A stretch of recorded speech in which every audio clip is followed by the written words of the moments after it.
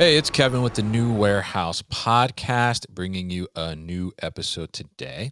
And on today's episode, I am going to be joined by Manish Kapoor, and he is the founder and CEO at Growth Catalyst Group. And we are going to talk a little bit about his background, how he came to found this company, Growth Catalyst Group or GCG. And we're going to talk a little bit about what he's seeing in the industry right now, some of the challenges, how companies are navigating these challenges, and also a little bit about what does he see on the technology and innovation side within warehousing and fulfillment operations. So, Manish, welcome to the show. How are you? Thank you. Good to be here. Doing well. Definitely happy to get you on. Happy to talk about this and learn a little bit about you and your business. So why don't you kind of kick it off with us here? Tell us a little bit about your background and how that ultimately led up to you founding this company, Growth Catalyst Group. Yeah, Kevin, first, again, thanks for the opportunity to talk about what we do. It's an exciting space to be in, believe it or not. Although in the past, warehousing wasn't as sexy, but I think technology is making a difference. And also, the consumer behavior is really driving the changes that we're driving. So, first, the reason why we are called Growth Catalyst Group is that really defines our mission, and which is to help our clients, our companies that we're helping, we enable their growth. So that's our laser focus overall. And it was about 8 years ago when I and few others, after 20 plus years of corporate in for each one of us, we decided to have some fun. Mm, And fun for us is when we help companies scale their business. So that's where okay. it all started 8 years ago. And so Growth Catalyst Group, essentially we are, and our goal is to be one-stop shop for supply chain innovation globally. And so you'll see we do a number of things, but it's all tied to anything supply chain related. And of course, warehousing is part of that. And there are three companies under GCG. First one, Advarix, has three big areas. One is boots on the ground consulting, Mm, and second is technology that we built to in our space for warehousing and transportation. And third is a supply chain command center, a global command center that's tracking things end to end. The second company is Expedel, focused on smaller businesses, but it's a 3PL, pick, pack, ship, e-commerce, and B2B for SMBs, small and medium businesses. The okay. third company is Archway that we acquired, which focuses on Fortune 500 companies, also for supply chain, regular e-commerce, B2B, but the forte with Archway is also in-store marketing supply chain. So when you walk into your favorite Starbucks to get your cup of coffee, the signage that you see here comes from us, from Archway. Mm, So that's really defines GCG. Your other question was like, why did I even get into it? yeah. Prior to starting GCG, like I said, worked for larger companies, including FedEx and Amazon. And touch on Amazon first. I was pulled out of FedEx to start Amazon's home delivery. I was first employee for Amazon Logistics, and Oh, okay. fascinating experience. Got to start home delivery in US, UK, India, China, and so those gray vans with the smileys that come to your home came out of that. You can blame me and the rest of the team that was there for that. Okay. And then the other big deployment was we never got packages on Sundays 12 years Mm, ago. So we launched that as well. That was a partnership with USPS to do the final mile, and everything else we built high speed at Amazon. Prior to Amazon, I was at FedEx for 7 years and did many things, but I think the most exciting one was creating the first centralized dispatch in the US. mm, Think of this as an air traffic control for trucks. yeah. And we built a driver app on a push to talk phone, believe it or not, because smartphones didn't even exist. And I was Yeah. watching my drivers on my screen long before Uber and Lyft came into play. And we were able to optimize US wide routes and cut the fleet significantly. It was a pretty significant financial impact positively for the company.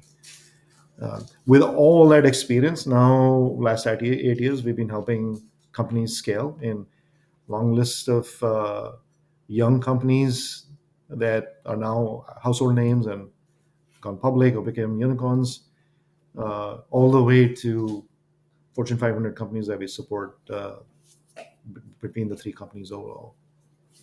Interesting, interesting, and very interesting background there too. So are you saying that the smiley face on the truck was your idea? Was that your idea? Not my idea. I obviously Yeah. Amazon wanted to do that, and I was part of the team that launched that. Mm, yeah. But the very first delivery station in the U.S. was outside of LAX in Inglewood. So I was part of that launch. That's where it all started. Very nice. Yeah. Yeah. And I think, obviously with that background, you've seen a lot in the industry, both from beginning stages to full on growth stages, which, as the name suggests, growth catalyst, right? You've certainly been a part of some high growth things that are happening there, especially with that Amazon Logistics home delivery start there. And, some of these things around FedEx too, as well. And now the businesses that you're working with. So you've seen kind of the spectrum of, these larger corporations, larger businesses, and smaller businesses as they're trying to grow and navigate through all of these different supply chain things that are going on. And supply chain has certainly become, it's always been very interesting, but it's certainly become much more interesting and much more highlighted lately in the last 5 or 6 years here. So now, if you look at the industry right now, I mean, based on your experience and what you're doing now, I'm curious, what are you seeing are some of the largest challenges on the warehousing and fulfillment side of the supply chain right now? Yeah, and Kevin, great question. To answer that, let me just do a few seconds of like the history of where supply chain has evolved Sure. overall. And so, in the past, before e-commerce completely took off, it was all retail. So you would manufacture products and you would push it down to the stores. Mm, Eventually, you started to move manufacturing over to China and so on to reduce cost, but it was still a push supply chain where you decided what are the next wave of products you want to push to the stores. While with e-commerce, it's the control has shifted completely in the hands of the consumers, because as a consumer, you can decide which site you want to buy at, and then when you're pressing that buy button, that's when the entire supply chain has to adapt to what you just asked for. So what did mm, you buy? When do you how fast do you want it delivered? Where do you want it delivered? The entire supply chain has to adapt to that. So that's what we call pull supply chain, right? And it's getting pulled by right. the end consumer in that case. Let's start with that to then say, okay, you can imagine the changes that were needed are needed within the everything in the middle, right? The warehousing and the trucking. It's pretty significant. And so what that did to the warehousing space is that some of the 3PL, traditional 3PL business was pallet in, pallet out, right? To support the retail Right. process, you get the pallets, you actually stored them, and you distributed those. That's why they were called DCs, distribution centers. And so anytime anybody calls them DCs these days, uh, we tend to think they're stuck in the past because now Mm, it's shifted to fulfillment centers, FCs, right. right? And what's the difference? Well, you actually now fulfilling for eaches to going to homes versus pallets going to another B2B delivery to a store. And so and obviously Amazon drove it, but now the 3PL space, warehousing space, has rapidly adapted to uh, what we call eaches, direct to consumer shipping, and so on. So that's fulfillment. And I think the need today is for warehousing and 3PLs to be able to support both B2B and direct to consumer. So today in the market, you find companies that are service providers that are really good at either direct to consumer or really good at B2B. Uh, but I think the opportunity there is the companies that are able to support both. So in other words, if I get a truckload of certain product SKU, Mm, and I apply the right technology and support creating cases that are going to retail stores, but from the same inventory, they'll pick, pack, ship directly to somebody's home for e-commerce. So that's where the opportunity is. And you mentioned about the challenge. Uh, I think technology is a big piece of it to be able to adapt and move with that. yeah. But we've seen so much change or challenges on the supply chain side as well. Everybody knows what happened during COVID, Hmm. where all the products, toilet paper, everything was got wiped out. And then, by the way, the ships were stuck in China; they couldn't come over. And then when things opened up, it was a flood overall. So what that does is it really creates feast or famine in terms of inventory, and has a big impact on the financials and the way warehousing is managed. During COVID, there was also a point where the capacity needed just completely got, there was hardly anything available.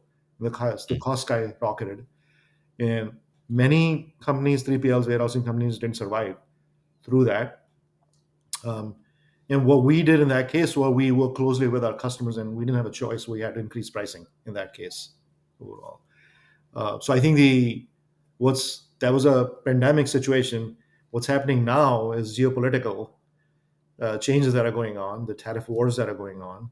The impact on the supply chain is very, very similar in that case, where when the first tariffs were first announced, many companies quickly, accelerated getting inventory in the U.S., right? And that has a direct impact on your cash flow if you're just piling up on inventory.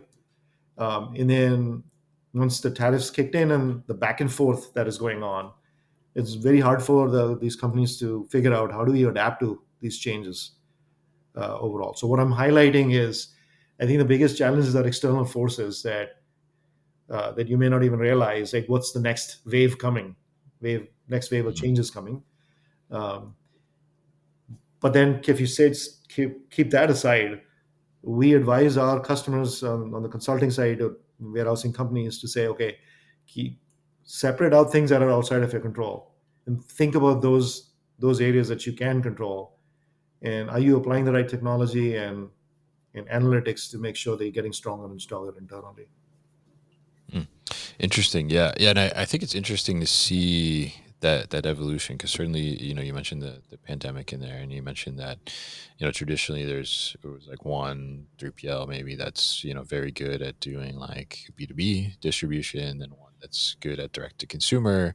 Right. But now like they want to bring those together, right? And how do we perfect it? And like as you mentioned, there's an opportunity to do that. So I'm curious on that regard, because a lot of companies I think were trying to figure that out during the pandemic, right? Because B2B distribution to a retailer was kind of dead in a sense, right? I mean, there was no brick and mortar really happening, so companies are trying to figure out how to navigate that. So how would you advise a company to bring those two together, like whether they are traditionally have started out with D2C or traditionally have started out with B2B and they're strong on that, like how do they add that to their portfolio successfully without it just being kind of just a bolt on to try and capture that clientele. Yeah. So to answer your question, it actually for most businesses can get pretty overwhelming because we're thinking about, oh, customers really want it in 2 days, next days, in some cases even Mm, same day.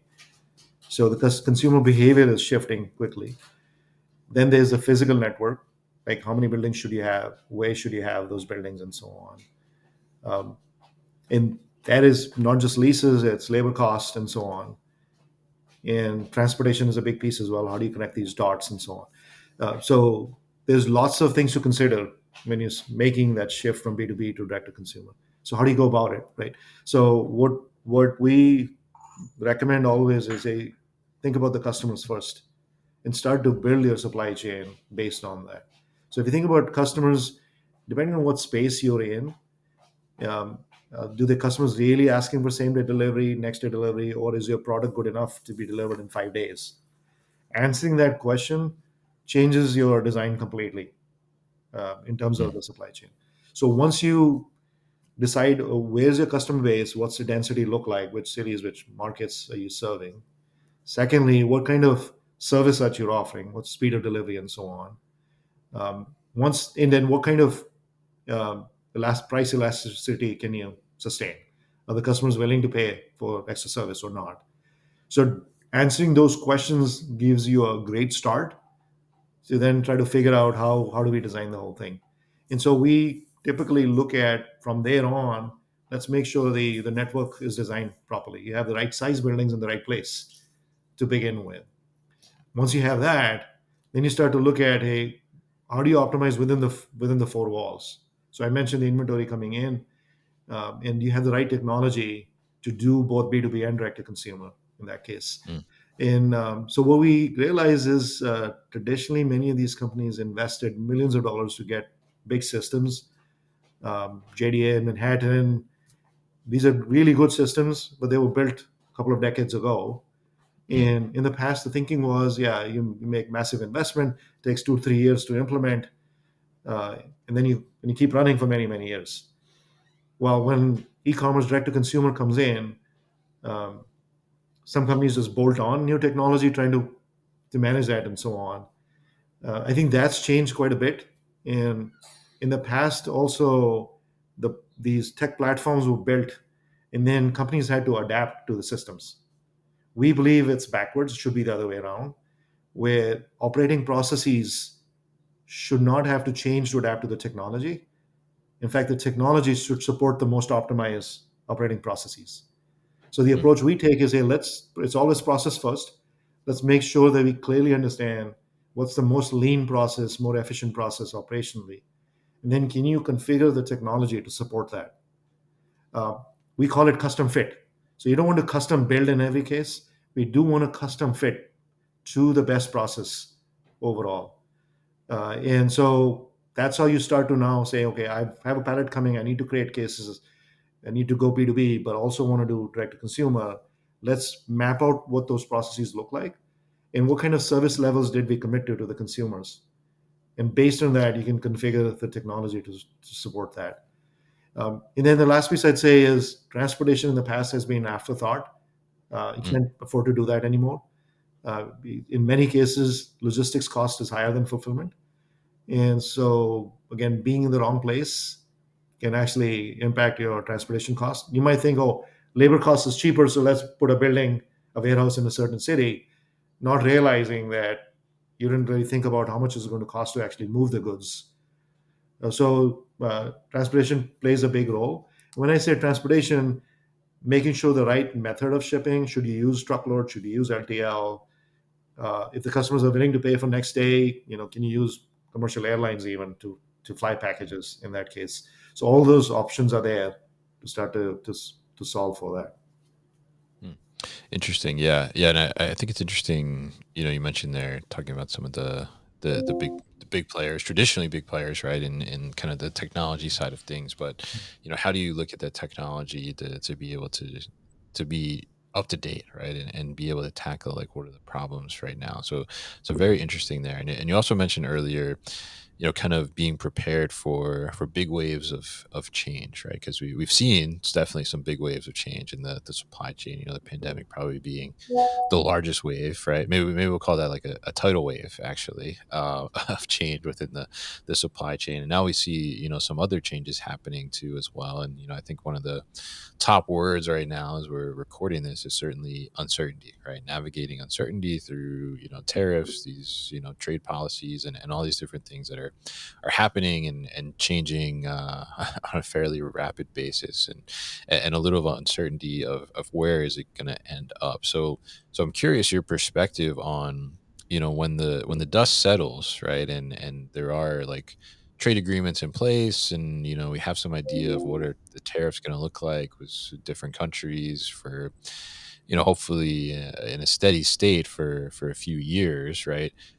What does the distribution and fulfillment landscape look like kind of in the long term when that dust settles? What is your opinion there? It's like we should expect that at some point you're going to fall sick, but keep taking your vitamins.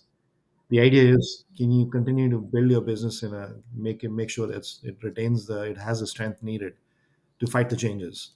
Well, I shouldn't say fight the changes. We actually say embrace the changes, because more you think about these changes as a challenge, it just shows that you're not prepared, right, to handle it.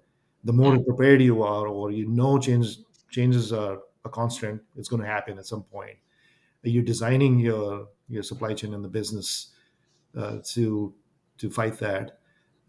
So I think especially now, for example, with all the tariffs, a lot of companies got worried, and our advice there is to don't panic and start to things that are in your control and start to improve your business anyway.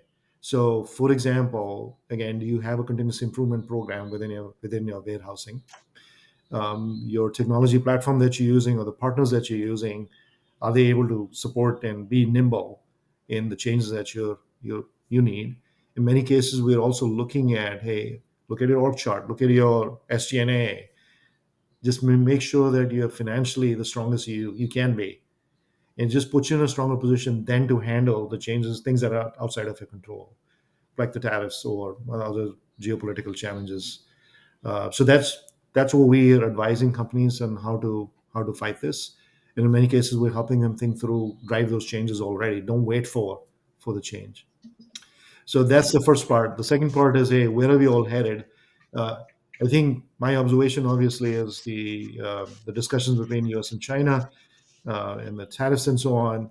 Companies are looking for to make sure that you're not putting all eggs in the China basket, one basket, Mhm. and they're looking to spread the sourcing out to begin with. And a few months ago, we were already helping companies think about nearshoring versus offshoring.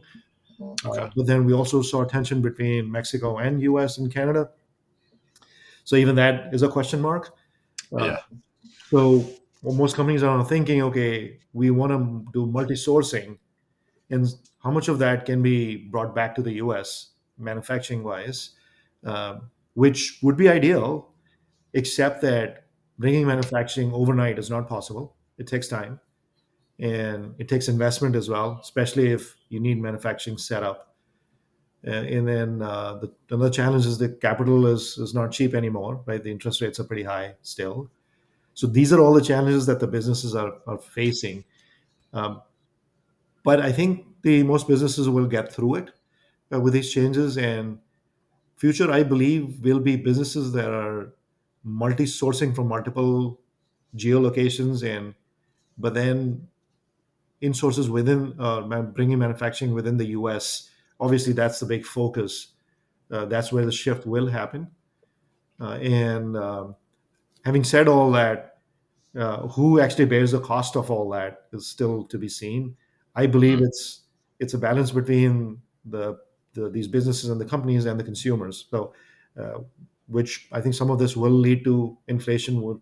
We have to see how much of that can be absorbed by the companies versus the consumers and so on.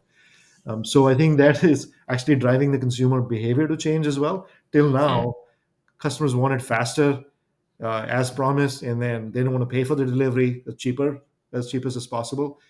But now, Yeah. given what's going on, we've seen the consumer behavior, in fact, in some cases, shift to buying used goods that they were not doing before, or they Mhm. may be okay getting a delayed delivery instead of paying a premium to get it faster. So those are some of the consumer behaviors that we're expecting to shift as well. Yeah, yeah, very interesting, and it's interesting you mentioned that there in the end because as we're recording like this week, I mean, there's a lot of discussion going on about like Timu, for example, is now showing like what the tariff charge is or the import charge is, and you're seeing that this imported things from China at a very low cost is now not really there anymore. It's kind of going away because of the tariffs and things like that. So it'd be interesting to see how that continues to evolve. And you mentioned something earlier about focusing on where are you strong, right, as a business within these waves of change, right, and make sure that you are kind of focusing in on that and then I think part of that too is adding in some of these newer technologies, right, but there's certainly a wide range of technologies and solutions that are in our space now. There's a lot of startups that have come out. There's a lot of companies that have been around for a while, but the technology is still very new for like a warehouse fulfillment environment. So, how do you advise companies how to approach some of these newer technologies and just innovation overall, whether that's automation or robotics or AI, whatever the case may be? How do you advise them to approach some of these newer technologies and maybe not make a bad decision, but also not make a decision and end up falling behind? How do you advise them to kind of balance that and approach innovation? Yeah, so I think it's imperative that you don't fall behind technology wise, Hmm. because technology it helps you serve the customers better, right? Customer experience and so on. At the same time, it helps you improve your margins and EBITDA with automation. So there's based in the question is like what kind of technology and where and how should you go about it? And so if you're a business that already has a strong technology team in house, then the answer is slightly different. Is hey, make sure you keep them challenged in terms of staying ahead of the market in terms of what's going on and the consumer expectations or your customer expectations in that case. But if you're not fortunate enough to have a strong team, then make sure you have strong partners that are helping you stay ahead as well. I think being part of your business community, other companies, and being up to speed on what's going on, right? What are some of the trends is important, so you don't fall behind. So one is knowing what needs to be done in terms of technology. The other one is like how to go about it. Hmm. And the age old question about buy versus build, I'd say buy versus build versus partner, uh, Hmm. is how do you in just knowing that hey, if you're even building your own technology, what's the core, and be okay with getting help outside of the core or bringing other partners in if that makes sense.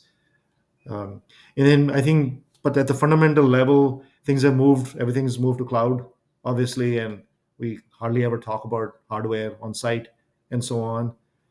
So all that plays in role. Of course, AI a few months ago felt like just a buzzword, but it's Hmm. not. We're Yeah. actually actively applying AI, especially agentic AI, in improving our own operations, our own tech platforms in many, many ways, um, including a new tech platform that we built for retail stores, right, for compliance of the signage that goes into the stores, right? How do you make sure the stores actually put up the signs on time?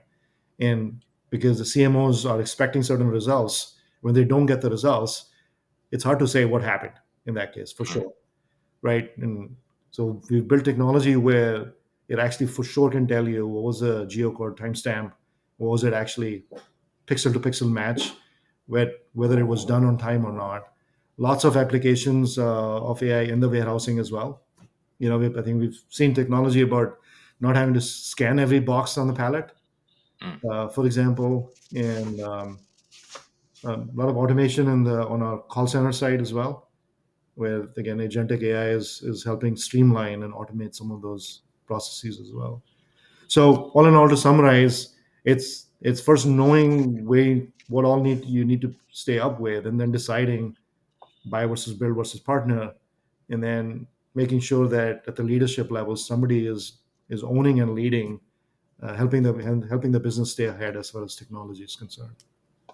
Yeah, absolutely, and I think it's really interesting to hear, and it is like an interesting balance, and I love that you had the build versus buy versus partner now, right? Because I think there are so many companies that are trying to almost address the same problems now, right? But it's kind of like how many times can you try and rebuild the same solution, and maybe you build something a little different, but at the core, like foundationally, you could utilize somebody else's tech they've already built and partner with them to figure out how to make that solution exactly what you need it to be, and tailored in that sense. So really interesting insights there, and really appreciate your thoughts too, and perspectives here, as you've seen so much in your career, and been involved in so much growth and different companies as well. So really interesting to talk to you here today, Manish. And if people want to get in touch with you or learn more about Growth Catalyst Group, what's the best way to do that?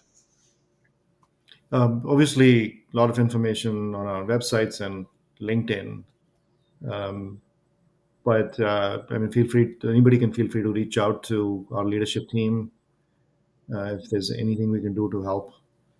Of course, my email address is mkapoor@advatix.com, which is advatix.com. and be happy to support any businesses looking for help supply chain wise. All right, great. I will definitely put all that information at thenewwarehouse.com as well as in the show notes here. So, Manish, thank you once again for your time on the show today. I enjoyed it. Thank you, Kevin. Hey guys, thank you so much for tuning into today's video here on our YouTube channel, The New Warehouse Podcast, and I appreciate you tuning in.